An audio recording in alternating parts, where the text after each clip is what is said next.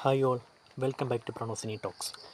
ഇന്ന് പറയാൻ വേണ്ടി പോണത് ഒരു തമിഴ് സിനിമയുടെ ഒരു റിവ്യൂവിങ് കന്നഡ പറയാൻ വേണ്ടി പോകുന്നത്, അതായത് പിച്ചക്കാരൻ 2. ഇത് പിച്ചക്കാരൻ്റെ ഒരു ഫസ്റ്റും പാട്ടും കാര്യങ്ങളൊക്കെ നമ്മൾ കണ്ടാണ്. അതിൻ്റെ ഒരു കണ്ടിന്യൂഷൻ അല്ല, വേറെ ഒരു രീതിക്കാണ് കഥ പറയുന്നത്.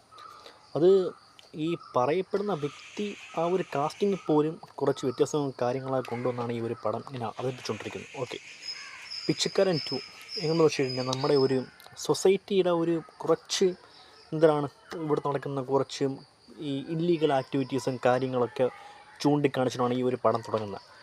പ്രധാനപ്പെട്ട കഥാപാത്രം വിജയ് ആൻ്റണി. പുള്ളി തന്നെയാണ് ഈ സിനിമ ഡയറക്ഷൻ ചെയ്തിരിക്കുന്ന പുള്ളി തന്നെയാണ്, മ്യൂസിക് പുള്ളി തന്നെയാണ്, പ്രൊഡക്ഷൻ പുള്ളി തന്നെയാണ്. അപ്പോൾ ഏകദേശപ്പെട്ട കുറച്ച് കാര്യങ്ങളൊക്കെ ആരാണ്? വിജയ് ആൻ്റണി ചെയ്തിരിക്കുന്നത്. പിന്നെ പ്രധാനമായ വിഷയത്തിൽ വെച്ച് കഴിഞ്ഞാൽ ജോൺ വിജയ്, ദേവ് ഗിൽ, മൻസൂർ അലിഖാൻ, യോഗി ബാബു, രാധാരവി എന്നീ തുടങ്ങിയ ആൾക്കാരൊക്കെ ഒരു പ്രധാനപ്പെട്ട റോൾ ഇങ്ങനെ ചെയ്യുന്നുണ്ട്.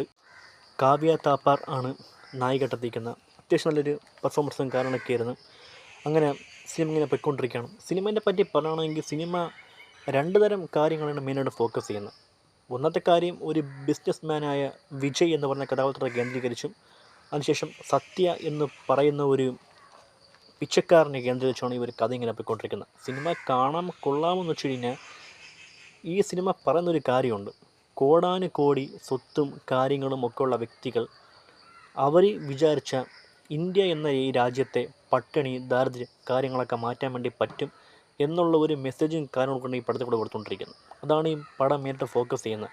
ഈ സിനിമ എത്ര പേര് കണ്ടിട്ടുണ്ടാകുമെന്ന് അറിയത്തില്ല. കാരണം വിജയ് ആൻ്റണി എന്ന് പറഞ്ഞ ആളൊരു മ്യൂസിക് കമ്പോസറാണ്, പിന്നെ നായകനായിട്ട് മാറിയ വ്യക്തിയാണ്.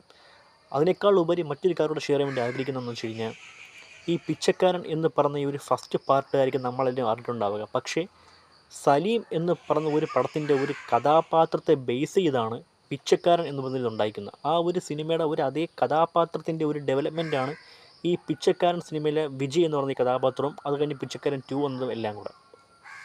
ഈ സിനിമ ഫോക്കസ് ചെയ്യുന്ന കാര്യം അത് തന്നെയാണ്. അതായത് നമ്മുടെ സൊസൈറ്റിയിലുള്ള പല പല പണക്കാരിക്കാരുടെ ആൾക്കാർ വിചാരിച്ചു കഴിഞ്ഞാൽ ഇവിടുത്തെ സാധാരണക്കാർ ആൾക്കാരുടെ ഒരു വിശപ്പും ദാരിദ്ര്യവും പട്ടിണി അവരുടെ അടിസ്ഥാന ആവശ്യം നിറവേറ്റാൻ വേണ്ടി കഴിയുമെന്നുള്ള ഒരു മെസ്സേജാണ് ഈ പടം തരുന്നത്. അത് സെക്കൻഡ് ഹാഫിൽ നമുക്കത് കാണാൻ വേണ്ടി പറ്റും. ഫസ്റ്റ് ഹാഫിൽ വേറെ ഒരു ഇരിക്കാണ് കഥ പൊയ്ക്കൊണ്ടിരുന്നെങ്കിൽ പോലും കാണാൻ ത്രില്ലിംഗ് ആയിരുന്നു. പിന്നെ ഇവിടെ പ്രധാനമായിട്ടും മെൻഷനാക്കേണ്ട ഒരു 2-3 കഥാപാത്രം വെച്ച് കഴിഞ്ഞാൽ ഇതിന് 2 കുട്ടികൾ ഈ റോള് ചെയ്യുന്നുണ്ട് ഇതിനകത്ത്. അവരുടെ ഒരു റോളും കാര്യങ്ങളൊക്കെ ഇവിടെ മെൻഷനാക്കേണ്ട ഒരു കാര്യം തന്നെയാണ് ഇവിടെ. 2 കുട്ടികൾ ഇങ്ങനെ ഇതിനകത്ത് റോള് ചെയ്യുന്നു. അതായത് വിജയ് ആൻ്റണിയുടെ സത്യ എന്ന് പറഞ്ഞ കഥാപാത്രത്തിൻ്റെ ചെറുപ്പകാലവും അദ്ദേഹത്തിൻ്റെ സഹോദരിയുടെ ഒരു ചെറുപ്പകാലവും അവതരിപ്പിക്കുന്ന ഒരു 15 മിനിറ്റ് കൂടുതലുള്ള ഒരു റോളുണ്ട്. ആ കുട്ടികളുടെ പെർഫോമൻസ് ഇവിടെ മെൻഷനാക്കേണ്ട ഒരു കാരണം തന്നെയാണ്. എന്നാ പെർഫോമൻസ് ആ കുട്ടികൾ കാണിച്ചിരിക്കുന്നത്. ഇവിടെ നിൽക്കുന്ന പ്രധാനപ്പെട്ട കഥാപാത്രങ്ങൾ പോലും ചേർത്തിട്ടുള്ള ഒരു നട്ടില്ലാട്ടിയ സിനിമയുടെ കൊണ്ടുപോയി ഈ കുട്ടികളുടെ പെർഫോമൻസാണ് സൂപ്പറായിരുന്നു. പിന്നെ ഈ സിനിമയിലെ ഒരു പ്രധാനപ്പെട്ട അഡീഷണൽ എലമെൻ്റായിട്ട് കുറച്ച് കാര്യങ്ങളെ കൊണ്ടുവന്നത് സൂപ്പറായിരുന്നു. ഒരു ഡെസേർട്ട് സ്നേക്കിൻ്റെ ഒരു സീക്വൻസും കാര്യങ്ങളൊക്കെ നന്നായിരുന്നു.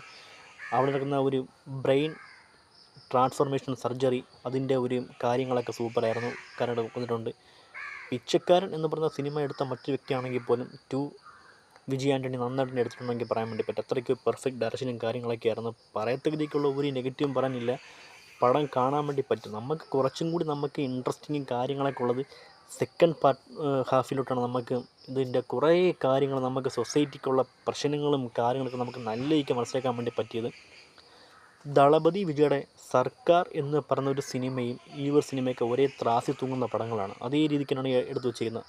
സർക്കാർ എന്ന സിനിമ എന്താണ് പറയാൻ വേണ്ടി ഉദ്ദേശിച്ചത്, ആ ഒരു കാര്യമാണ് ഈ സിനിമയും പറയാൻ വേണ്ടി ആഗ്രഹിക്കുന്നത്. അതാണ് ഈ സിനിമയുടെ ഒരു വ്യത്യാസം എന്ന് പറയുന്നത്. പിന്നെ ഇതൊരു സോഷ്യൽ കമ്മിറ്റ്മെൻറ്റുള്ള സിനിമയാണ്. നമ്മുടെ സൊസൈറ്റിക്കുള്ള കുറച്ച് പാവപ്പെട്ടവരുടെ കഥയും കാര്യങ്ങളൊക്കെ എടുത്ത് പറയുന്ന ഒരു സിനിമയും കൂടെയായിട്ടാണ് ഇങ്ങനെ വന്നിരിക്കുന്നത്. അതുകൊണ്ട് നിങ്ങളെല്ലാവരും മസ്റ്റായിട്ട് കാണാൻ വേണ്ടി ശ്രമിക്കുക. അത് നിങ്ങൾ ഇത്തിരി ക്ഷമയോട് കൂടി കാണാൻ ഈ പടം കാണണം. കാരണം എല്ലാവർക്കും ഇങ്ങനെ ദഹിക്കണമെന്നില്ല. കാരണം അതിൻ്റെ ഈ വിജയ് ആൻ്റണിയുടെ ഒരു സിനിമയുടെ പോക്കറ്റ് സ്ലോ ഫേസിലാണ് പോയിക്കൊണ്ടിരിക്കുന്നത്. അതുകൊണ്ട് നിങ്ങൾക്ക് ഒത്തിരി ക്ഷമ വേണ്ടി വരും ഈ പടം ഒന്ന് കാണാനായിട്ട്. കണ്ടു കഴിഞ്ഞാൽ നിങ്ങൾക്ക് നല്ലൊരു മെസ്സേജ് അല്ലെങ്കിൽ നമ്മുടെ സൊസൈറ്റിയിൽ എന്തെല്ലാം ഇല്ലീഗൽ ആക്ട്സ് നടക്കുന്നുള്ള കാര്യങ്ങളൊക്കെ പക്കയായിട്ട് ഈ പടം കാണിക്കുന്നുണ്ട്. അത് നമുക്കൊത്തിരി കുറച്ച് ക്ഷമ ഉണ്ടെങ്കിൽ ഈ പടം നമുക്ക് കാണാൻ വേണ്ടി പറ്റും. അപ്പോൾ ആ ഒരു കാര്യം ഓർമ്മിച്ചുകൊള്ളുകയാണ്. പിന്നെ വേറെ എന്ന് വെച്ച് കഴിഞ്ഞാൽ മസ്റ്റായിട്ട് കാണേണ്ട ഒരു പടമാണ്. ഒരു ഇന്ത്യക്കാരൻ എന്ന നിലയ്ക്ക് നമ്മൾ കണ്ട് മനസ്സിലാക്കേണ്ട ഒരു ഇതാണ് പിന്നെ പിച്ചക്കാരൻ്റെ മൂന്നാം ഭാഗം ഉണ്ടാകുമെന്ന് അറിയത്തില്ല.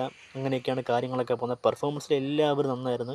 ആ കുട്ടികളാണ് ഇതിനകത്ത് ഏറ്റവും നല്ല പെർഫോമൻസും കാണിച്ച. സിനിമ കൊള്ളാമായിരുന്നു. അപ്പം നിങ്ങൾ മസ്റ്റായിട്ടും കാണാൻ താല്പര്യമുണ്ടെങ്കിൽ ടെലിഗ്രാമിലേക്ക് ഇതിൻ്റെ ലിങ്ക് നിങ്ങൾക്ക് അവൈലബിൾ ആണ്. മസ്റ്റ് കാണാൻ വേണ്ടി ശ്രമിക്കുക. ഏകദേശം ഈ ഒരു സിനിമയുടെ കാര്യങ്ങൾ ഇതൊക്കെ തന്നെയാണ്. സൊസൈറ്റിക്കുള്ള പ്രശ്നങ്ങളും കാര്യങ്ങളൊക്കെ ചൂണ്ടിക്കാണിക്കുന്നുണ്ട്.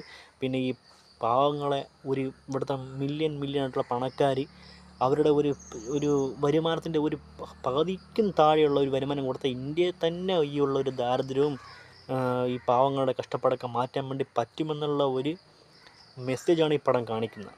ഇതാണ് അതിൻ്റെ ഒരു തീമും കാര്യങ്ങളൊക്കെ. ഇത്ര എനിക്ക് പിച്ചക്കാരൻ 2 എന്ന് പറഞ്ഞപ്പോൾ അതിനെപ്പറ്റി പറയാനുള്ളൂ. ഇത്ര എനിക്ക് പറയാനുള്ളൂ. ഇതാണ് അതിൻ്റെ ഒരു കറക്റ്റായ ഒരു റിവ്യൂവും കാര്യങ്ങളൊക്കെ. അപ്പോൾ ഇത്രേ പറയാനുള്ളൂ. അപ്പോൾ നിങ്ങൾക്ക് ഈ വീഡിയോ ഇഷ്ടപ്പെട്ടാൽ നിങ്ങൾ ചാനൽ സബ്സ്ക്രൈബ് ചെയ്യുക, ഈ വീഡിയോ ലൈക്ക് ചെയ്യുക. ഓക്കെ, അപ്പോൾ മറ്റ് സിനിമയുടെ ഒരു വിഷയങ്ങളായിട്ട് വന്നെങ്കിൽ this Pranav signing out. Bye. Okay.